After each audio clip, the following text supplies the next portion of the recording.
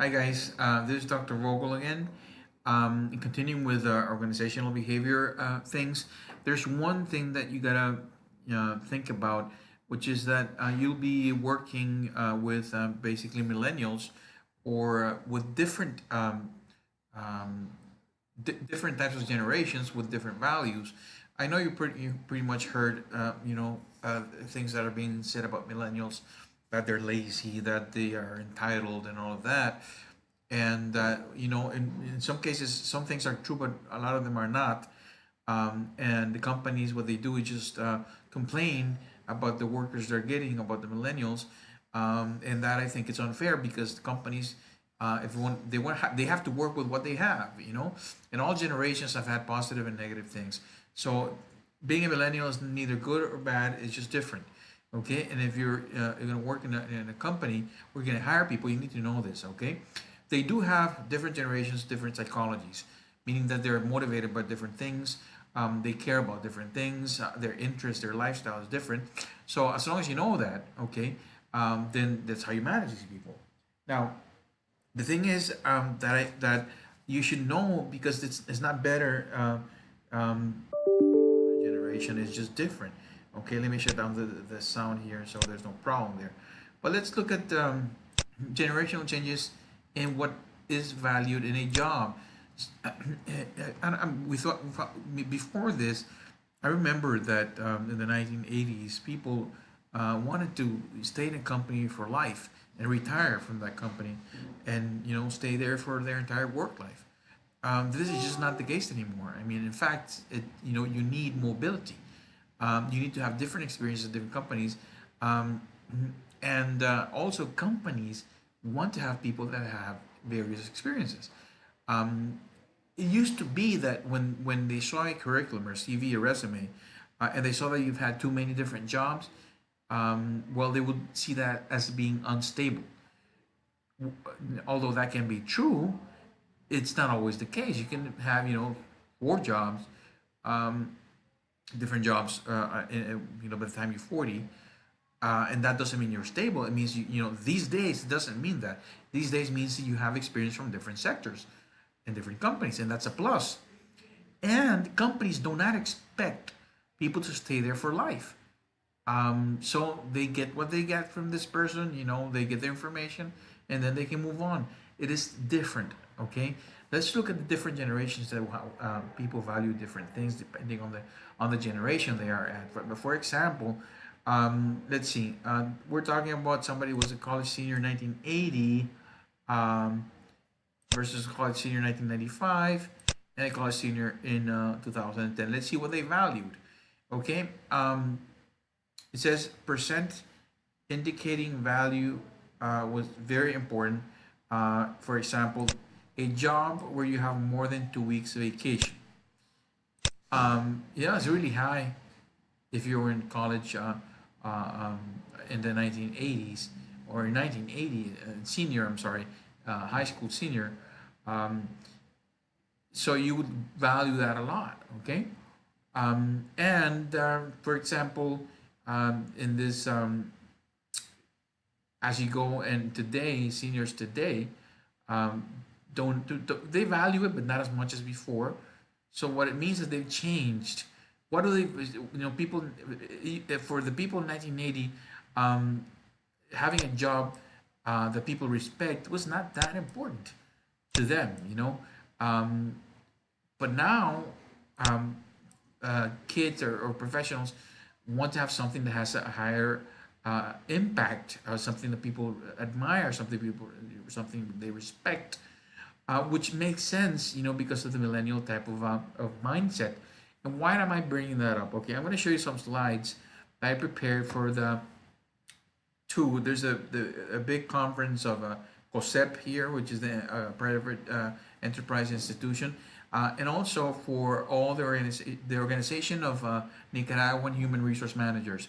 The most important companies who were there. I talked to them about how to handle millennials because they didn't know they're hiring people and they don't know how to manage them.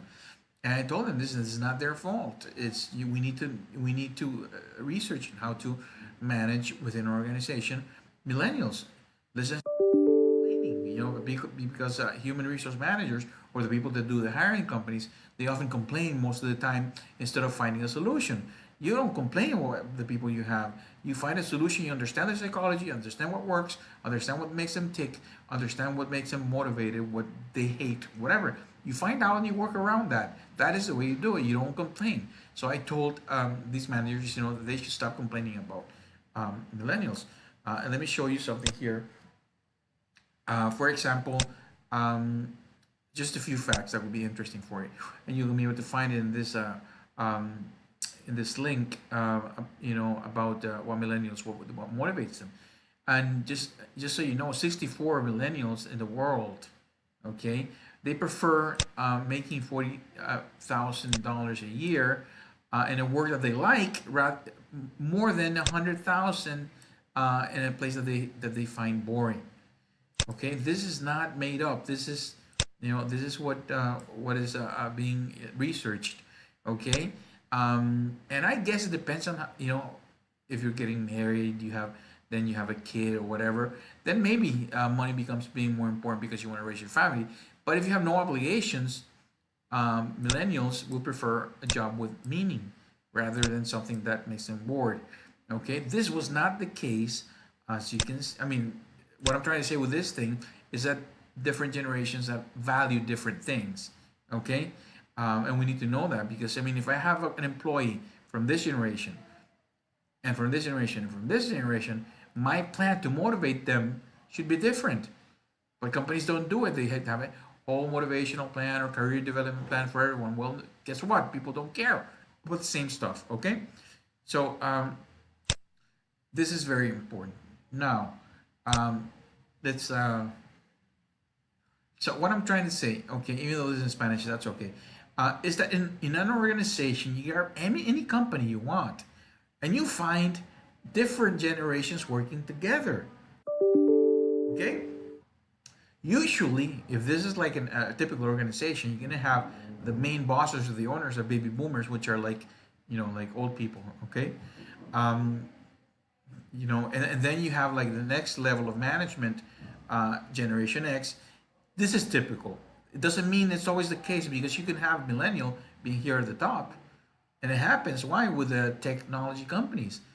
Okay, because guess what? Millennials know much more about technology than these people. But the fact is that you may find a typical organization with different generations, and they need to work with each other and understand. I mean, as a millennial, not only do we need to understand millennials and how to work with them, but millennials should understand baby boomers and what makes them happy, what makes them motivated, what they want. If we don't know that, how can we work together? Okay, so and we all have had its our own sense of I'm sorry, our own challenges. Okay, it hasn't been easy for any generation. Just think about generation that went through the war, through Second World War, First World War. These were really hard generations. Okay, so there hasn't been an easy generation at all. um, the other thing I want to mention is, okay, um, who are they? Who are millennials? And this can vary a lot depending on you ask. But they are accused of being me is here, like selfish and stuff. Um, and they're people think they're difficult to manage. Okay, I disagree.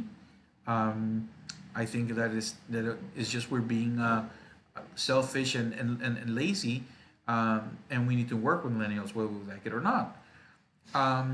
Some people say that some of them think that they deserve everything, they're entitled to everything, and that can be true in certain circumstances. And I'll let you know how that works. They're also accused of being narcissistic, meaning that that they are in love with themselves, and they're very too focused on their appearance and themselves. That's not necessarily the case, but this is what people accuse of doing. Lacking focus, okay, concentration, being selfish, uh, being lazy. That's what people. I mean, that they're being accused. I mean, we're accusing millennials. Now we ask the question: is this true? Okay, and let me show you some things that are and some things that are not true. Okay, for example, um, companies want to know what millennials want. Companies don't know. Look what I mean. I have pictures here on like the different work environments in Google, for example, and we think that all millennials want that kind of ambiance or environment. Um, but this is what most people think millennials want, and this is not necessarily 100% true. But people think, and some millennials will agree that they want to have a place with purpose, meaning.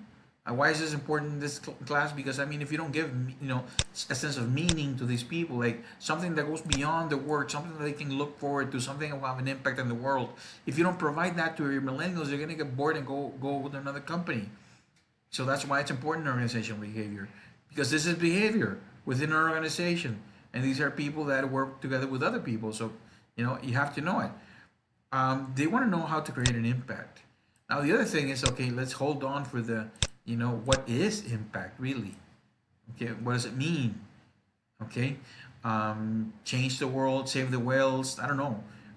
Like, I mean, I'm not trying to be sarcastic or anything, um, but okay, what is an impact? Okay, um, and employers think that all managers want a Google type of scheme, a place to work like this, and you know what? That's not necessarily true. Okay, um, and and I'm sorry. And the other thing is that people think that for some reason millennials are not happy. Okay, then we'll continue in a bit.